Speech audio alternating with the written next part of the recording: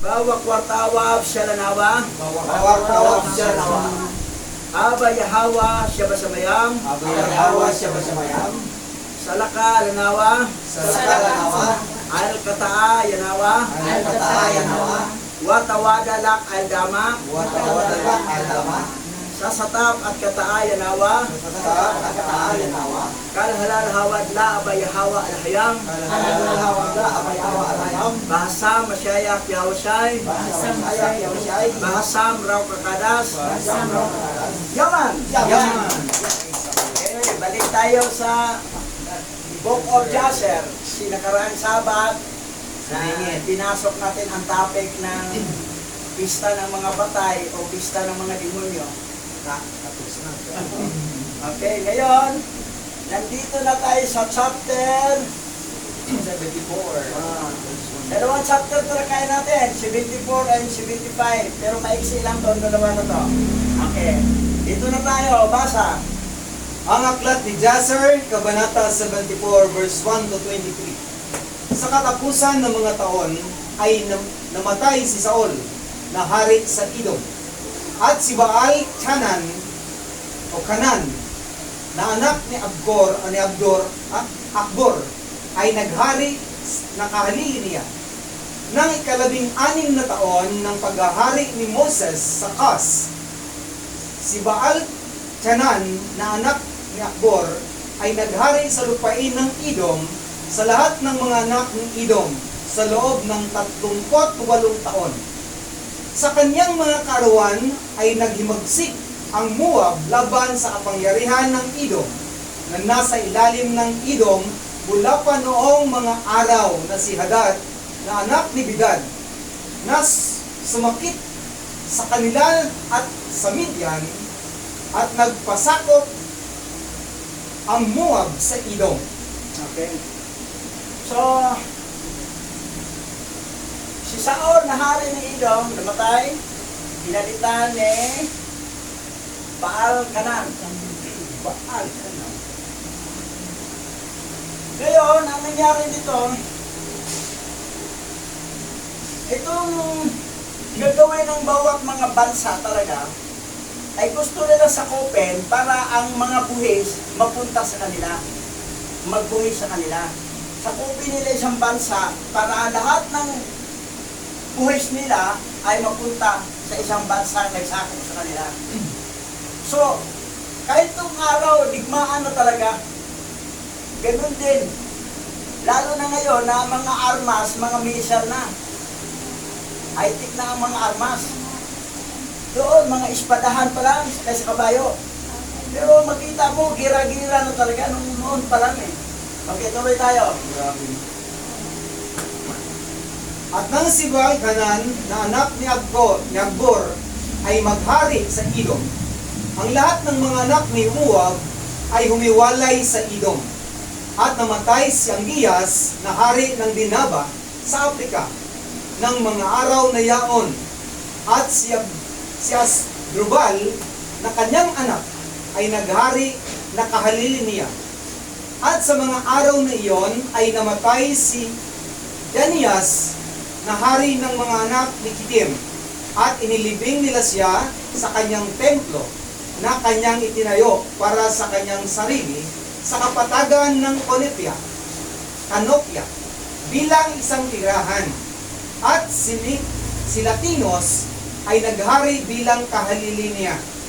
Sa 22 taon ng paghahari ni Moses sa mga anak ni Kas, si Latinos ay naghari sa mga anak ni Item ng 45 taon. 45 taon, 45 years. So, si Latinos. Ngayon, ito naman si, Angias, namatay, at pinapalit yung kanyang anak na si Asdrubal. So, ito yung nangyayari. Talagang, monarchy form of government. Hindi siya democratic o presidential form of government. Sunod-sunod talaga sa mga lahi. Mula sa tatay, anak, Sunod sa anak, sa anak, sa anak. Dynasty talaga, dynasty. Oo. Monarchy ang tawag doon, form of government. Okay, tuloy tayo. At siya rin ay nagtayo para sa kanyang sarili ng isang malaki at makapangyarihang tore. At siya ay nagtayo roon ng isang eleganteng templo para sa kanyang tirahan upang pangasiwaan ng kanyang pamahalaan gaya ng kinaugalian. Sa 3 taon ng kanyang paghahari, ipinahayag niya ang lahat ng kanyang matatalino na gumawa ng maraming barko para sa kanya. At inipon ni Latinos ang lahat niyang hukbo, at sila ay dumating sa mga barko at pumunta doon upang makipaglaban kay Asdrubal na anak ni Agnias na hari ng Afrika. At sila ay dumating sa Afrika at nakipaglaban kay Asdrubal at sa kanyang hukbo. Ayan. Another dira na naman. Bakbak. Bakbakan, yung si Latinos na hari ng Kitim, tirahin naman yung Dinaba, Africa. Hari ni Asdrubal. Ganun talaga eh, bansa to bansa. Para kung masakop nila, yung buwis nila, mapunta sa kanila. Tuloy. At nanaig si Latinos kay Asdrubal. At kinuha ni Latinos mula kay Asdrubal ang aqueduct na dinala ng kaniyang ama mula sa mga anak ni Kikim. Nang kaniyang kinuhang asawa si Danias na anak ni Yosi. Sa gayoy ibinagsak ni Latinos ang tulay ni aqueduct at sinaktan ang buong hukbo ng Asdrubal ng isang matinding dagok. At ang natitirang malalakas na lalaki ni Asdrubal ay nagpalakas ng kanilang sarili at ang kanilang mga puso ay napuspos ng inggit at sila ay nangarap ng kamatayan at muling nakipagdigma kay Latinos na hari ng Kitim. At ang labanan ay mahigit sa lahat ng lalaki ng Afrika at silang lahat ay nahulog, nagsugatan sa harap ni Latinos at ng kanyang mga tao, at si Asdrubal na hari ay nahulog din sa labanan. So talo si Asdrubal dito, anak ni Agias. Pati yung aqueduct na tulay na magdala ng tubig galing sa Kitim, papuntang Africa. Kasi yung nag-asawa si Agias ng taga Kitim na maganda, dahil nanghina ang katawa, kasi magkaiba ang tubig ng Kitim at saka tubig ng Africa. At doon nagkasakit yung asawa ni Agias. Ngayon, nabalik na. Nakuha na ni Latinos at natalo pa ang anak niya si Asdrubal. At dito, mapatay si Asdrubal dito.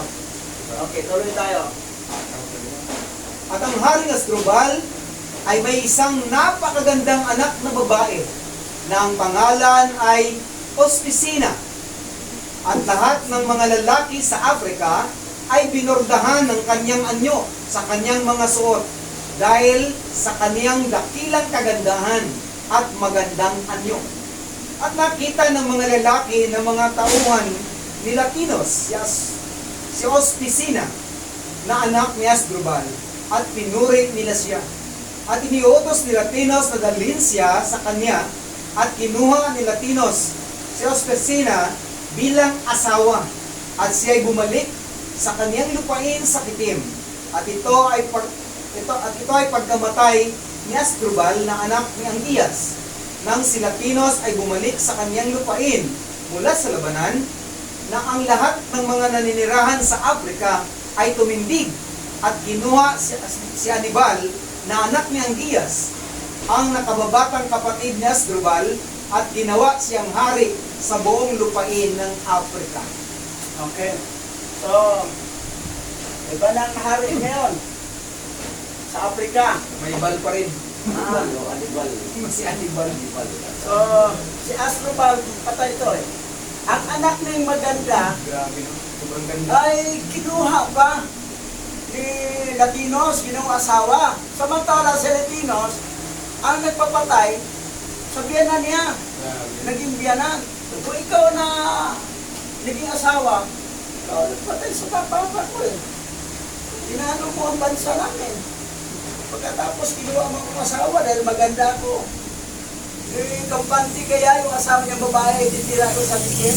Samantala ang bansa nila tinalo ni Latinos. Tapos may anak siyang maganda kinuha pero pinatay niya ang tatay. Siyempre sa Bisaya pa mag-uol talaga yung asawa niya, ang maganda. African niya na, pero maganda. Yan ang gamitin ni Hannibal para ipapatay ang asawa niya. Oo, sabay tayo. Grabe, no?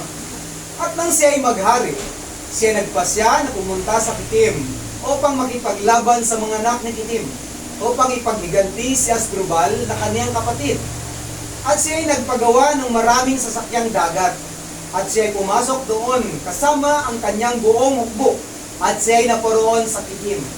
Sa gayoy nakipaglaban si Hannibal sa mga anak ni Kitim. At ang mga anak ni Kitim ay nahulog na nasugatan sa harap ni Hannibal at ng kanyang hukbo. At ipinagiganti ni Hannibal ang kanyang kapatid. Ito, magtagumpay na si Hannibal dito. Magtagumpay na, matatalo niya si Latinos na pumatay sa kanyang Kuya, kapatid. Oo. Kuya niya, kuya. kuya niya at saka sa kanyang lulo. So yan. Tapos, siyempre, kita niya yung naging asawa eh.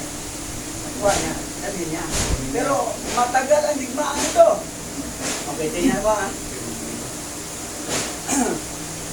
At ipinagpatuloy ni Hannibal ang pakipagdigma sa loob ng 18 taon. Grabe, 18 sa mga anak ni Kitim.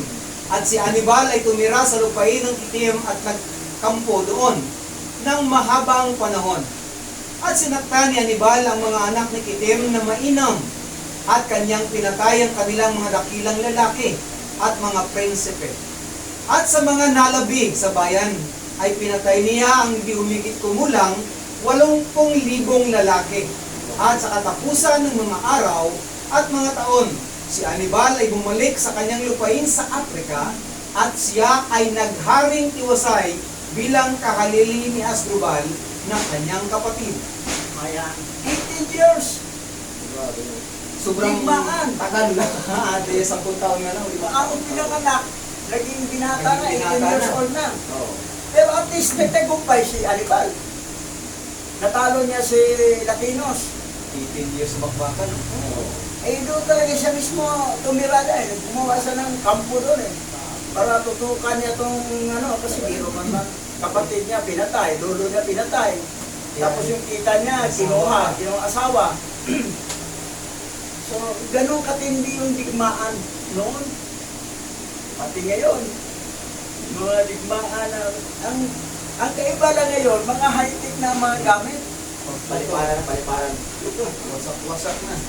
Ang gamit dito ngayon, ang mga armas may AI. May sariling decision making ang armas. Yung missile, lahat. Hindi na pwedeng diktahan mo na i-remote mo. Ganon. Sila na mismo. Oo. Ganon katindi yung AI. Parang may kaluluwa yung AI. May sariling decision making. Demon Hindi mo na siya spirit. pwedeng, ang robot niya, normal na robot, i-remote mo yun eh. Demon spirit Oo, yata control yan. mo yun. Naman yan is demon spirit. Pero ito, wala na, may sariling decision making ang AI. Siya na ang mag-desisyon. Kung mag-desisyon siyang kalabanin ka, na amo niya, ikaw lang amo ka. Alam mo, ang duda ko dyan, yung AI, all in Indian. All in Indian. Mag-desisyon sa sarili eh. May nagkila kong video, umiiyak ng babae. Si Elon Musk aalis na sa planet Earth. Darating na ang 3i Atlas na may laman ng mga foreign Indian, mga demons. Magkaroon na ng invention, Earth invention. So hindi ito para katatakutan ang Third World War, itong war ng mga Indian, mga foreign Indian. Sasakupin tayo dito sa ating continent. na inside sa ice wall. Kasi taga-labas ng ice wall yan sila eh. Pero planet Earth pa rin. Okay, tuloy tayo. Ang ikalawang aklat ni Jasher, Kabanata 75, verse 1 to 22. Nang panahon yaon, sa 80 taon ng paglusong ng mga Israelita sa Ehipto, ay lumabas sa Ehipto ang mga matapang na lalaki na may 30,000 na naglalakad mula sa mga anak ni Israel, na lahat sa lipi ni Joseph sa mga anak ni Ephraim, na anak ni Joseph, sapagkat sinabi nilang natapos na ang panahon na itinakda ni Yahweh sa mga anak ni Israel noong unang panahon na kaniyang sinabi kay Abraham. At ang mga lalaking ito ay nagbigkis sa kanilang sarili at inilagay ang bawat isa ng kanyang tabak sa kanyang tagiliran, at bawat tao ang kanyang baluti sa kanya, at sila'y nagtiwala sa kanilang lakas, at sila'y nagsilabas na magkakasama mula sa Ehipto na may makapangyarihang kamay. Ito, tribe of Ephraim to. Ilan sila lahat? 30,000, 30,000.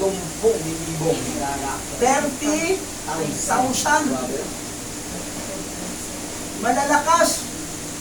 Kaya lang, mayabang. Sa sarili sila nagtiwala, hindi na sila nagtiwala sa Yahweh. Nagtiwala sa kanilang sariling lakas eh. Tapos, ang sabi pa nila, wala, tapos na daw yung covenant ni Yahweh sa mga ninuno nila. Tinakda, wala, tapos na. Tapos na daw. Lapat tuloy. Ngunit hindi sila nagdala ng panustos sa daan, kundi pilak at ginto, ni tinapay man lamang para sa araw na iyon ang kanilang dinala sa kanilang mga kamay, sapagkat inisip nilang kunin ang kanilang panustos para sa kabayaran mula sa mga Palisteo, at kung hindi, ay kukunin nila iyon sa pamamagitan ng puwersa. At ang mga lalaking ito ay napakalakas at magigiting na lalaki. Ang isang tao ay maaaring talunin ang 1,000, at sa 2 tao ay maaaring talunin ang 10,000. Kaya't sila ay nagtiwala sa kanilang lakas at nagsama-samang gaya nila, at kanilang itinuon ang kanilang landas patungo sa lupain ng Gad. At sila'y lumusong at nasumpungan ang mga pastor ng Gad na nagpapakain ng mga baka at mga tupa ng mga anak ni Gad. Itong 30,000 na mga tribe of Ephraim, matitindi ito eh. Sa isang tao lang, katumbas na 1,000. Tapos sa 2 tao, 10,000 ang katumbas. Kasi nagtiwala sa sarili, kinalimutan na si Yahweh. Tapos pupunta sila dito sa mga anak ni Gad, pangungutong ang ginawa nila. Kukunin din sa pwersa eh, pangungutong yan eh. So hindi na maganda itong ginawa. Okay, tuloy tayo. At sinabi nila sa mga pastor, bigyan ninyo kami ng ilan sa mga tupa at mga baka bilang bayad, upang kami ay makakain, sapagkat kami ay nagugutom, sapagkat hindi kami nakakain ng tinapay sa araw na ito. At sinabi ng mga pastor, sila ba'y aming mga tupa o mga baka na aming ibibigay sa inyo na kabayaran? Ito'y hindi sa amin, tagapangalaga lamang kami. Kaya't ang mga anak ni Ephraim ay nagsilapit upang kunin sila ang mga tupa at mga baka sa pamamagitan ng puwersa. At ang mga pastor sa Gad ay sumigaw sila, at ang kanilang daing ay narinig sa malayo. Kaya't ang lahat ng mga anak ni Gad ay naglabasan. Biro mo, salbahe itong tribe of Ephraim eh. Nangungutong, nangunguha. Porkit malakas sila, magaling sa action. Pero kinalimutan na si Yahweh, ang sarili na nila ang tinataas. Tingnan natin anong pala ito.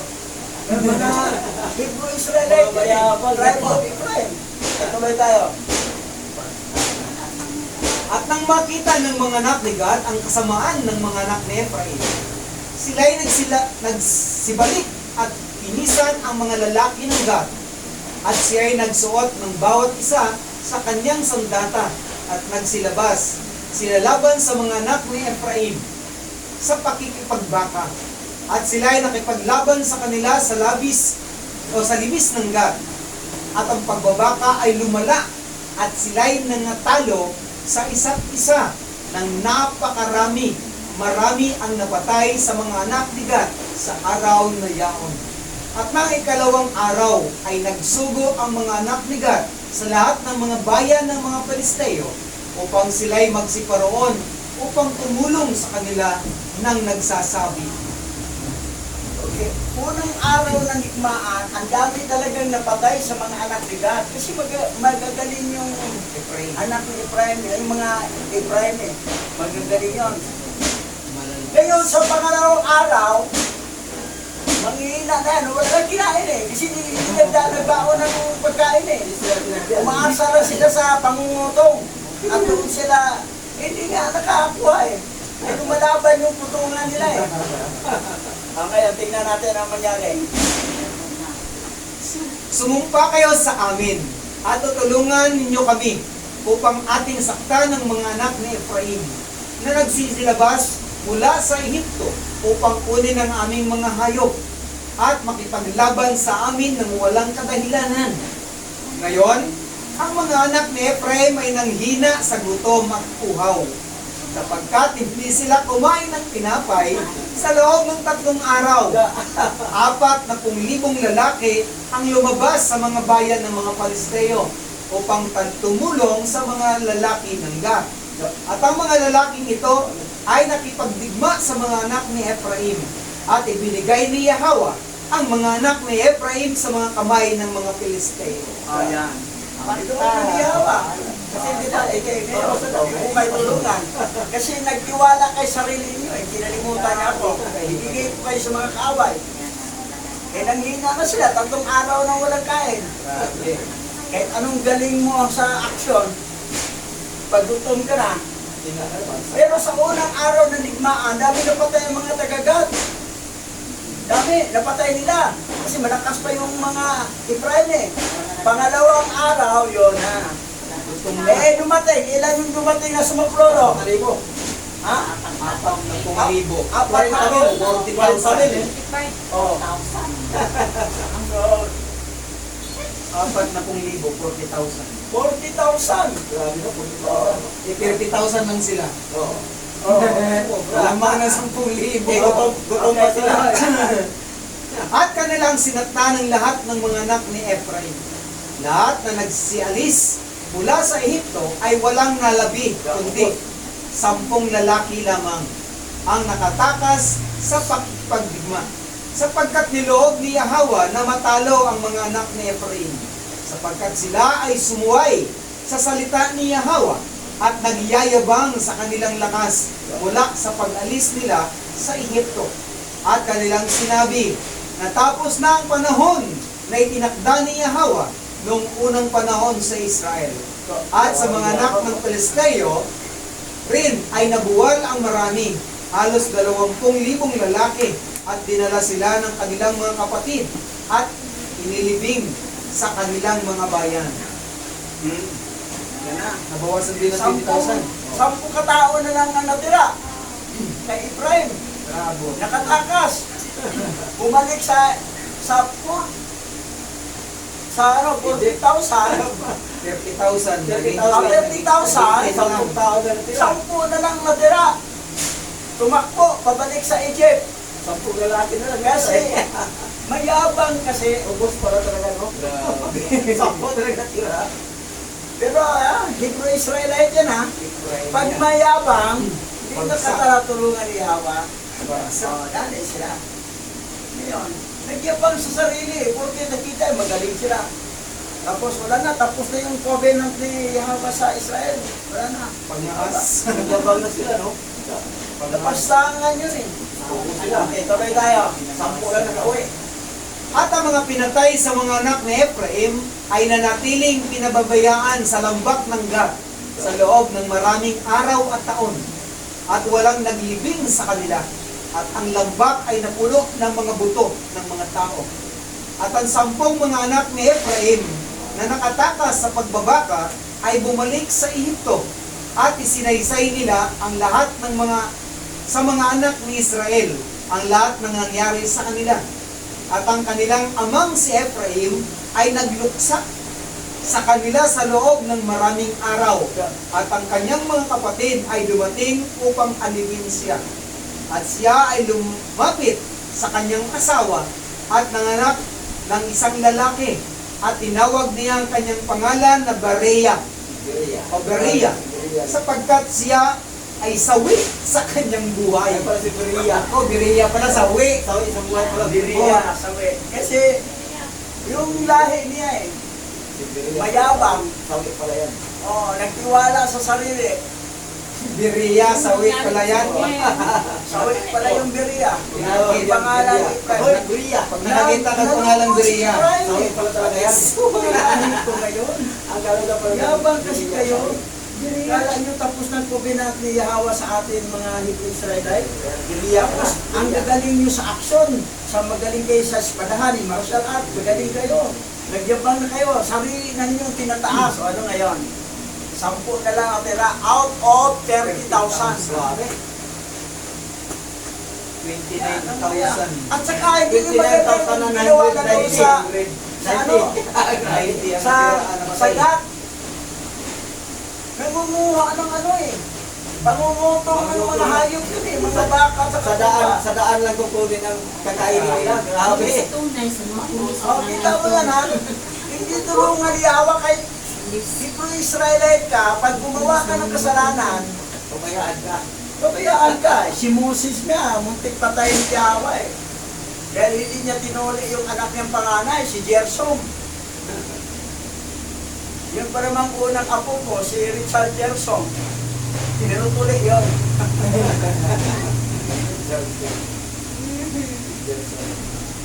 Tinawag ni Moses na Gersom panganay ng anak kasi lagalag siya. O yan, tinan mo ugali rin yung apo ko, lagalag din. Sabi niya, kalanan mo Gersom, lagalag. Lagalag din yung Berea ano. pala, bigo. Sawi. Ito naman, sawi. Sawi. Si Berea. Biriya. Sawi. Sawi. So yan ang Sabi nangyari. saya pa, pakyas. Dito nagtapos. Si So Si yan Berea ang sawi. nangyari, hindi nagtagumpay. Kahit Hebrew Israelite ka, pag kalimutan mo si Yahweh, ang sarili mo ng kapangyarihan ang tinataas mo. Kasi sa tingin mo sarili, magaling ka, walang magaling, si Yahweh lang ang magaling. Kung may talento niyang ibigay sa atin, para sa tingin sa atin sarili, magaling, irespeto pa rin natin si Abba Yahweh. Kasi pinagkaloob na niya sa atin yon. Pero hindi natin ipagmayabang. Wala tayong karapatan magyabang sa talentong ibinigay niya sa atin. Hindi nga pinagyabang ni Joseph ang talentong binigay niya. Anong talento? Yung mukha niya super gwapo. Si Moses naman, matibay siya sa laman. Hindi niya sinipingan ang ginawang asawa niya na taga-Ham, lahi ni Ham, yung asawa ni Sino. Hindi niya sinipingan. Matibay siya. Pero papatayin siya ni Hawa dahil sa hindi niya patuli sa kanyang anak na panganay. Mahalaga talaga tuli. Oo. That's why na ang nangyari, mabuti lang yung kasawa niya si Pura. Pora, Pinuli, Gerson. tinuli agad si Gersom. Ayan, nailigtas ni Moses. Hindi kasi patayin Hindi ni na Hawa. marunong manuli si Pura. Kasi si Moses kasi nakinig sa biyanan niya na huwag nang tuliin. Pero pangalawa anak ni Moses, si Eliezer, tinuli. Pero yung panganay niyang anak, hindi tinuli kasi nakinig siya sa biyanan niya. Si Reuel. Ang talas ng bato, no? May bato magtutuli. So, papatayin talaga ni Yahweh. Pero mo, lingkod niya, ginamit siya makapangyarihan, pero pwede niyang baguhin ang plano. Ikaw, pasaway ka ha. may covenant na tuli, pero hindi mo tinuling anak mo. That's why kayong mga supot yan, magpatuli na kayo. Oh, Mario Kada, patuli ka na. Tama na. Pastor Richard, kaya naman lagi. Ayagin. Sa mga putyong. Sige tayo magpatuloy naman. Yahawa naming alahayang salamat sa patuloy mong pagbibigay sa amin ng encouragement, paalala sa mga bagay na aming gagawin na may katagumpayan ay nagmumula lamang sa iyo. Kilala namin ang lahat ng bagay na iyong pinagkatiwala sa amin. Ito yung mga bagay na iyong pinagkatiwala. Personal na ito'y tulong mo sa amin habang kami nabubuhay. Yahawa, muli po aming kinikilala ng lahat ng ito ay nanggaling sa iyo. Pino-honor ka namin bilang may likha ng aming buhay. Salamat sa iyong paglingap. Purihin ka sa iyong kabutihan sa lahat ng iyong mga plano at layunin. Patuloy mong gawin matagumpay ang bawat isa sa amin sa patuloy na paninindigan upang ipahayag, ipakilala ka sa lahat ng mga nagkalat na rinnan sa apat na sulok ng lupa. O aming Yahawa, batid mo ang mga plano ng mga anghel, lalo na yung mga hinayaan mong makalaya kasama ng mga demons, upang ang buong sanglibutan ay patuloy na subukin hanggang sa panahon ng iyong pagbabalik. Aba Yahawa, ikaw lang ang may kapangyarihang gawin ng mga bagay ayon sa iyong itinakda at pangyarihin ang mga bagay na maaring mangyari o hindi ayon sa mga plano mo sa aming lupain. Sambahin ka sa araw nito hanggang sa iyong pagbabalik. Iwalhatiin ka sa pangalang banal ni Masayag Yahushua. Yaman.